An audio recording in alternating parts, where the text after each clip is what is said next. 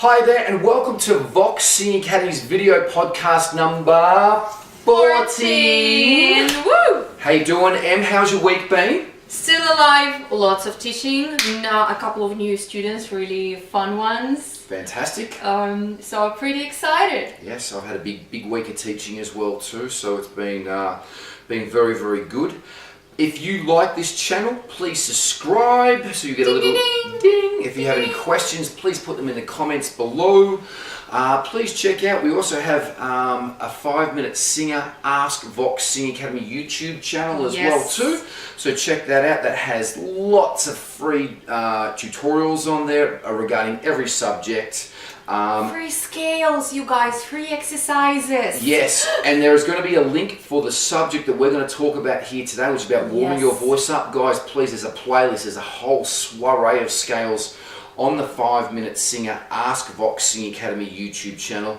It is also called Ask Vox Singing Academy, where I also do answer numerous questions, generally from just YouTube. I answer the questions from the YouTube channel there, but please check out the link there as well too. We also have Facebook pages. We're also on Instagram as well too, and Facebook as well too, so check all that out, just to plug a few things. But Emily, let's talk about a subject that is vitally important for every singer. Let's! Warming up your voice. Yes. Because if you don't warm up, it will catch up with you one day. And that's the bottom line. You've got to warm your voice up. That's so important. If you go for a jog every day and you don't stretch or limber up your muscles, you will get an injury sooner or later. That is going to stop you in your tracks. And you even have a look at the AFL, for instance, which is starting back up now. These are young guys that are at the peak of their powers and the peak of their strength, and they're always limbering and stretching before they start to play their game. And I think it's the same thing with the voice. A lot of people just think, oh, I just got to go and do this. Yes, you might be able to do that. I also think, this is just personally myself, my voice doesn't sound that great or activate properly if it's not warmed up. Yeah. That's just me. It's just not fluent. It just doesn't feel like it's good until I do something with it. I know there's been a couple of times when I haven't been able to warm up before a class, and it's just like, wow, this isn't sounding great, and it's taken me a little while to get into it. Something that I also, this is just personally for me, I don't think that my voice really hits its straps until about 4 o'clock in the afternoon. I'm a nighttime person, but I don't feel that my voice, and I think that's why all performances are at night. Most performances are at night, unless you're in church.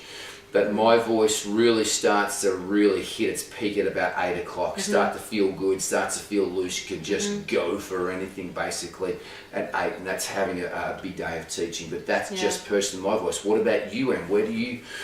I can tell you the first thing in the morning, my voice is like Johnny Cash. Like first thing in the morning, I sound like this. Yeah. So. My voice no good in the morning. Yeah, basically the same, and I have to warm up incrementally, very slowly throughout the day. I would usually start, if it's an evening performance, around 8, with a sound check around 4 and a full rehearsal around 6. I would have to start warming up like 6 hours before the performance. At 2 p.m. to 2 p.m. precisely, I know that if I'm on tour, I need to better start doing some humming, some vocal fries. Vocal fries, basically, I think that I do every time religiously. It's basically shaking out your vocal folds. Like it just does this, which is awesome if you are a little bit tired. So the first sound that I'm making in the morning is this. While I'm in the shower or making breakfast.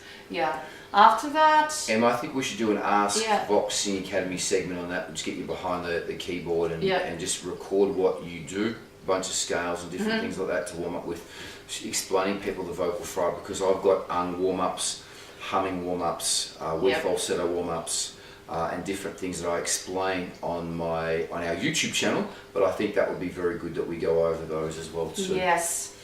So everybody basically... There are basics, but everybody figures out their own ideal timing, how long it takes, how intensive it needs to be. Sometimes when you have to warm up, like suddenly, there literally was no way for you to sing anywhere. You were at work, you have a singing lesson, or you have a rehearsal later in the evening.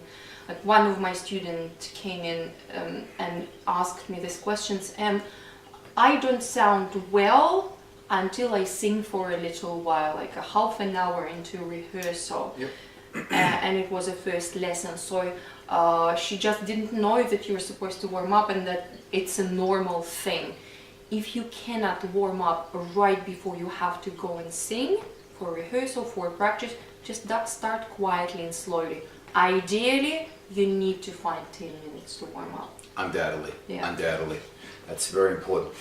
Let's take it back first and foremost. So in the morning, when I wake up in the morning, I super hydrate, so I have a lot of water. Yeah. Generally about 500 to 900 mils, depending on whether it's winter or summer. So closer to nearly a litre of water in the morning when it's summertime, and a little bit less in winter time. So I super hydrate because I haven't drunk water for whatever it is, 4 to Yeah, because you've been sleeping. 7 hours at the very best if I'm lucky. So that's a big thing. I try not to do much vocalizing for the first hour, really nothing at all, and then my voice sort of warms up into the day. I do some teaching, we generally have meetings and different things like that. So that's my process in the morning, and then I have a green shake and different things like that, so no dairy products for me. I think warming up as well too, very important with warming up is having a great technique. So you know, having a great teacher, having some scales. Look on our 5-minute singing channel. It's really good that you warm up with proper technique. Like, you know, if we're going to go for a jog, we'll just go stretch like this and then go. So having a really good technique is important. So diaphragmatic support is super important. You know, I've been doing the exercise all of my professional life. I give that to all of my big touring guys. You know, In Heart's Wake toured for 9 months last year. Joel from Airborne was doing some touring and stuff like that. So I think warming up probably with the exercise, slowly but surely going through your technique, lightly. I'm just going to stop there and actually go through, because I know you said that you start warming up before a show quite early on. Yeah. I always like to say that to all of my students, that you're like an athlete, and if you're about to go and play a game of football, you want to warm up before you go and play a game of football. So I think that it's really important to do that. Now, again, with a professional athlete, if they've got a game at 7 p.m, they're starting to get into the mindset at 2 or 3 or 4. So they're not having people upset them. They're starting to get into the groove. So I always tell my guys, yes, to get in the groove of the show, for sure, a couple of hours beforehand. But definitely, right before the show, definitely start to warm up, and it depends on how long your voice takes to warm up. So if it takes half an hour to warm up, 45 minutes before showtime, let's start warming your voice up. So generally with the and then a wee falsetto, and then warm up the parts of your voice that you're using. If you're using a lot of high range, cries and different things like that. Say for instance, Kim Benzies from Dead Letter Circus sings predominantly up in the top third of his range. He does a lot of falsetto, a lot of cries up in the top part of your range. If you were the lead singer from Coldplay, he uses cries up to A, and then he does a lot of in and out of falsettos. There's a lot of we are. Because that's to warm up the parts of your voice that you're going to use. That's what I can really, really recommend. Right before you're about to go up on stage, if you've got an energetic show, have a bit of a stretch, physically stretch before you go up on stage. Jumping jacks! Pump yourself up. I think it's a good idea to do that if it's that type of show. You know, you could be doing a laid-back jazz show behind a keyboard. You might not be doing that, but definitely, it doesn't matter what you're doing. I think it's really important to warm your voice up, because if you don't, it will catch up with you. I was reading last year that Michael Bublé was off for quite a long time because he developed nodules, and I just remember reading that going, you know, because we teach lots of different genres and some extreme forms of singing, and I'm going, how can Michael Bublé blow out his voice? And you know, I read someone else last year as well too that also blew their voice out, and I was thinking, how the hell did they blow their voice out when they were barely doing nothing? I can't remember who it was, and I don't want to say it was anyone else, but it was someone that just sits in the pocket. Like it wasn't Britney Spears, but it was someone like that just sat in the pocket that developed nodules. But Bublé 100% was. He had cancelled lots of shows and had quite a lot of time off. I think also, by the look, piecing bits and pieces together, it looks like Bublé had a lot of different stress in his life. I think his wife or someone was sick, or no, it was one of his children was sick as well too. So again, this can contribute to, you know, not warming up, not getting enough sleep, being tired, being stressed. And definitely it will definitely affect you, that type of thing. But I know that just putting the pieces together, it looked like he had a very tough some life situations with his child, family, and then you develop nodules. But you know, you can Google the people that have had. I think this is a good thing, guys. Google a lot of the big singers that have developed nodules. Yeah. And right the best, now, Celine Dion. She had a residency in Las Vegas. Yeah. And so the best of the best, she developed nodules. When I read that she developed nodules, I just went, if she develops nodules, anyone can. Yeah. It was like, whoa. Mariah Carey, and I directly quote from one of her interviews, she said that I've had nodules my whole life, I never treated them, and I just kind of learned to sing around them. So what a nodule is, it's basically a blister that becomes a callus on your vocal folds, like roughly. I just want to go, I'll give you a little bit more detail about that. A blister that's actually a hemorrhage. That's when you haven't done anything for a long time, and you go off and you sing for 3 hours, you develop a blister on your vocal cords, then the next day you go and do the same thing, you take that skin off and it hemorrhages and it's like a blister. So that's what they call a hemorrhage. That's how hemorrhages are developed. Nodules are like a callus on my hand here from working out in the garden without any gloves. So this skin is developing on my hands here. That's exactly what a nodule is. So it's your vocal cords banging together, and as a protection mechanism, they develop hard warts. They look exactly like warts, guys. You can Google it, and they look like warts. Look up on YouTube. There are a lot of videos of people with nodules of different famous people with stages. nodules. Yeah. Famous people with nodules. You can go and see famous people's nodules. Look up some laryngoscopies. It's a fascinating video to see how everything works on the inside and what nodules actually look like, and what vocal fold hemorrhage looks like. Yes. And right now, thanks to the beautiful doctors and scientists, the prognosis in generally is very, very good.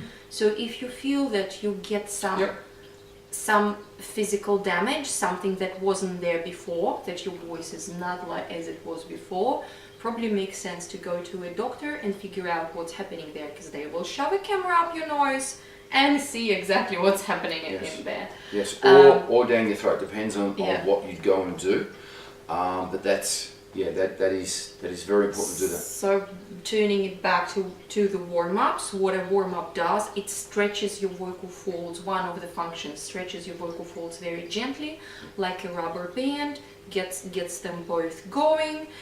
This way they can vibrate easier and connect easier, more smoothly. And essentially it's very important to warm up with the right technique, because if you just start and going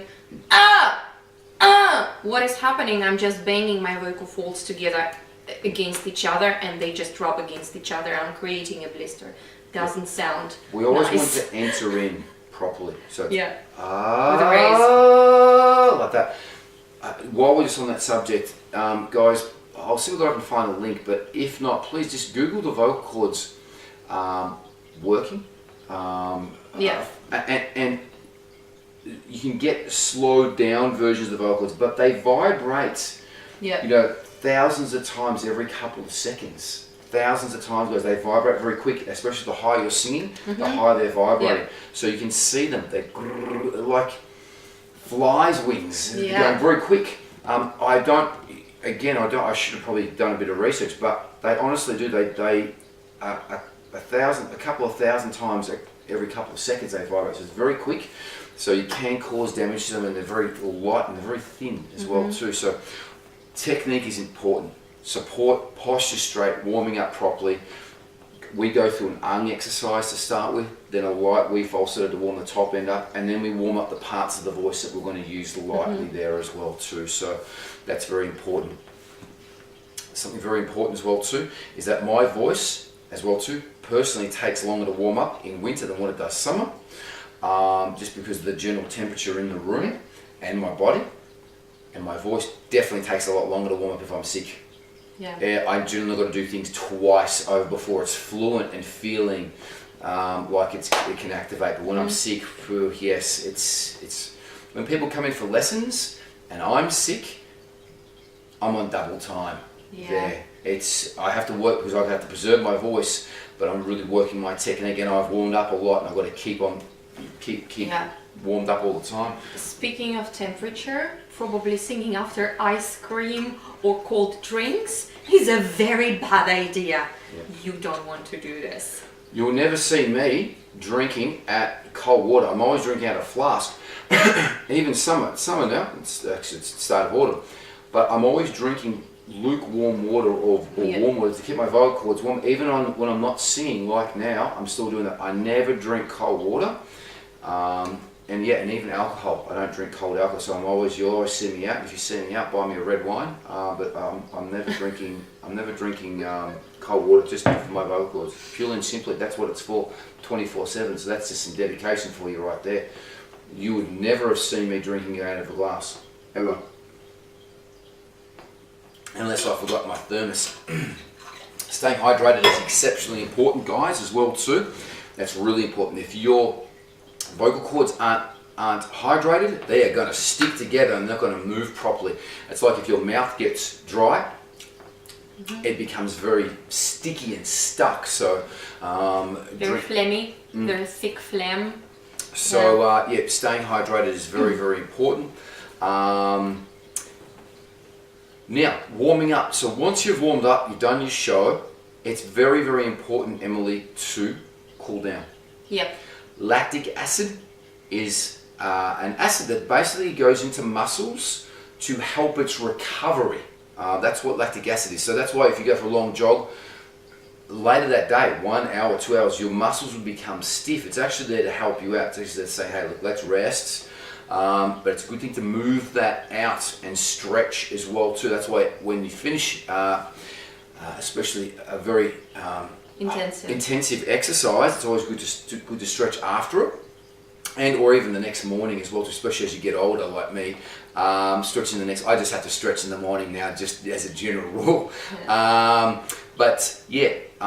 Cooling down is very, very important as well too, especially if you've got a show the next day. So important. I'm always cooling down after all my classes. I cool down, just a little bit of an doesn't take me long. I do it for a couple of minutes. That's all it is, and then I just go along my way. I hydrate a lot, and then I cool down, and then I go and do whatever I need to do after that. Sleep and diet, very, very important. I think sleep and diet's so important for your voice. Again, that's probably another subject that we can go on, but getting adequate amounts of sleep is so important for the voice, because that's the only time that the voice fully repairs and it's ever quiet. Because right now we're using the same chords to speak as what we are singing. So sleep is hugely important. Getting the right amount of sleep, and everyone needs different amounts of sleep depending on what you need. As I said, I can sometimes go on 4 hours and I'm fine. I'm pumping on 4 hours now. Some people need more. And I know if I get more stressed or busy, I generally need more as well too. So please get as much sleep as what you think that you need to feel good. Yeah. Super important. Diet is very important, and it's something that you've really got to customize yourself. But definitely, they're your basics. No dairy products. I don't have any dairy products, but definitely no dairy products on the day of a show. Whatever works for you. If you feel that having hot, spicy food that comes up, you can burn your larynx, don't have it. Try avoid spicy food, especially if you're unwell, especially if you're sick. No spicy food, nothing acidic. Yeah. Nothing. One of my students came in with apple cider vinegar. last week into class, in water. I've heard about that. It's a great antibacterial, but not right before you sing. Come on. I've heard some people doing it. I know that Joel from Airborne was telling me when he supported Jimmy Barnes. I'm pretty sure that he said that he gargled apple cider vinegar and something else. I'd recommend salt water, just salt water. Again, another student. Hi Jess, she went for a day at the sea, and obviously there was a lot of fun in the waves. And then she gets like, Em, I sound like a nightingale. I sounded awesome after that. Why is that? I'm like, salt water. There we go. I'm going to tell you about that. It's not necessarily salt water. Salt water's when you got a sore throat. It's antibacterial. Yeah. But salt water can also dry your voice out. So I'm not a big fan of that. Now the reason why she sounded good is because she was swimming in the water, and when you swim in the water, you get a lot of snot. It clears all your sinuses. Yeah, as well. You blow stuff, and you feel very clear after you. Especially if you swim for you only need a couple of minutes, and diving underneath the water, it clears all stuff out. I highly recommend whenever I go to the beach, I actually go in backwards and then come back forward, and it comes and it goes in and out of my sinuses, and it's great. I hope that's why she sounded like a nightingale. It definitely clears you out. Yeah, we should do this tour bag episode at one point. We should write that down. Because I have the noise rinse thing. I don't know how. It's my favorite thing. You know, an ex-partner told me she used to do that all the time, and I remember just doing that, and I could never get it. It would come out of my eye, and all sorts of stuff, and I just said, nah, blow it. And I know lots of people do it, and they can get it up this nostril, through this sinus port, and out through this one, and I've seen it. People go, you got to do it, you got to hold it at an angle like this. I could never get it going. Okay, so what I can basically wrap this up with regarding like gargling solutions and drinking, just figure out what works for you. Well, can we go on one thing? Do you do that thing with your nose? Yeah, I do. You know, you should give a demo of that on camera. This is how we do it, because I can't do it. It looks quite disgusting, and I just do it in the shower, not every day, but if I'm feeling a bit stuffy, I just have this water bottle. It's just boiled water that is cooled down to room temperature with a spoonful of salt in there, and just while I'm having my shower, I literally just do this, like stick it in one side, let it run out, stick it into the other side, let it run out, and until I run out of the solution. Blow it out, done. Just don't do it before you go and do anything important, like straight away, because there's some will be left in the sinuses, and it's really unpleasant to be in the middle of a meeting and have like just water suddenly start running down your blouse. When I'm at the beach, that quite often happens. 2 or 3 hours later, I'll be having dinner and be something maybe spicy, and then all of a sudden there's all this water run out of my mouth, and out of my nose actually. So and I can feel it actually drain from that sinus port right there. I can feel that draining. Yeah. That's very. So be careful. Be careful with this, with timing. Don't do it right before something important. Just if it's something that works, but especially if you have sinusitis or some inflammation in your nose or snots, do it in advance. Yeah. But again, work out what works best for you. Not having a big meal before a show is really important. I went and seen Marcel from Dreamer and Dreamer, seen him after the show at the merch desk, and he was eating his dinner. This is 10 o'clock at night. Yeah. So work out what works for you. You know, if having milk is okay for you, keep on having it. If it doesn't affect your singing, keep on doing it.